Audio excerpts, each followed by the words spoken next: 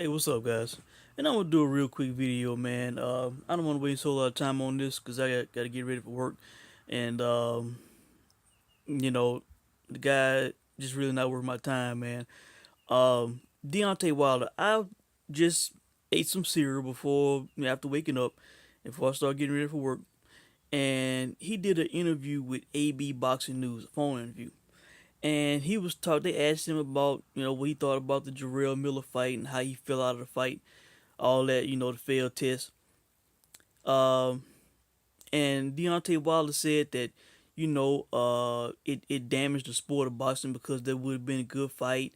And then he said that he was disappointed because of the opportunity that he blew for his family, for his kids. Just a blown opportunity, with the money, the life changing money. All right. Now, once again, as has happened before in the past, Deontay Wilder's own words can be used against him. How do you think we feel about you, Deontay? You know, you turned down either $100 or $120 million contract you could have had with the Zone. According to reports, you could have had a three-fight $100 million contract, or you could have had a four-fight $120 million contract, and you turned them down.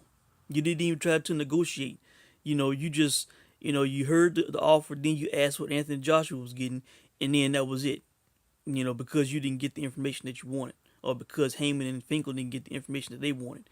You know, I have not made a video, breaking down what happened, after in the aftermath of him turning down that money, the Brazil Wilder press conference that they had, where all the information came out. Ness, the boxing voice, he did a brilliant stream. He interviewed a bunch of people, got a lot of information. You know, um, the truth of the matter is, man, when I watched it, I was listening to it live. I was working when all that was going on. And I was so hyped and I was so excited. I just had to hear that this fool turned down $100 million, $120 million. I had to hear it. I was just excited to hear it. And then the more and more it went on, just the sadder and sadder and more depressed I got, man, because, Deontay Wilder is being fooled. He's being played, and he don't know it, man. He don't know it. And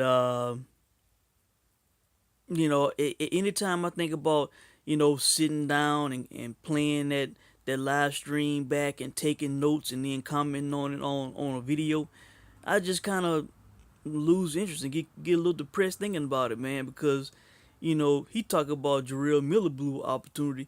Hell, the fact of the matter is, to be honest, if Jarrell Miller does the right things, if he has to serve a suspension or whatever, he probably could still come back and maybe make up that money in a couple of fights. If he can work his way back up to a title shot, maybe not against Joshua. If the WBA regular still available, maybe he could fight for that. If he get in that mix, maybe win that title, maybe win a couple of defenses or whatever, he might be able to make up the 5 to 7 million or whatever he was gonna make.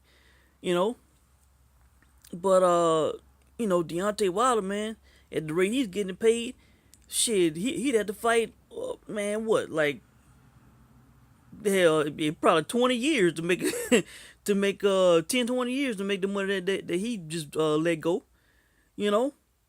So nah, man, you need to think about yourself, man, and the opportunity that you blew, and that's why people feel the way that they do about you, man.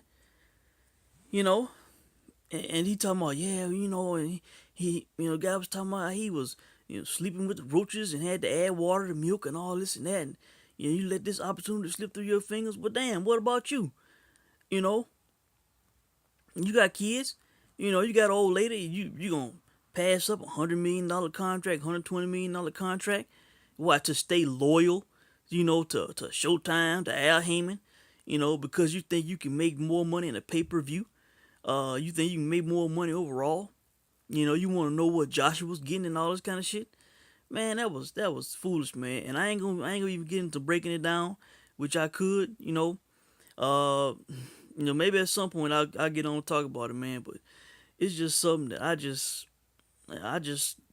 don't get excited, hype about talking about, man.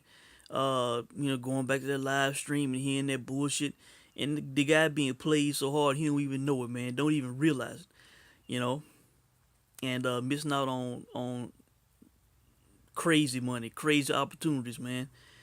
You know, if he really wanted what Anthony Joshua was getting, he could have got it. You know, as far as I'm concerned, if the zone wanted to fight bad, all he had to do was say and ask for the right thing, and he could have got it, man. And I will explain that in another video.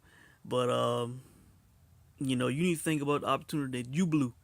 You know, hell, $120 million, man, over 4 fights.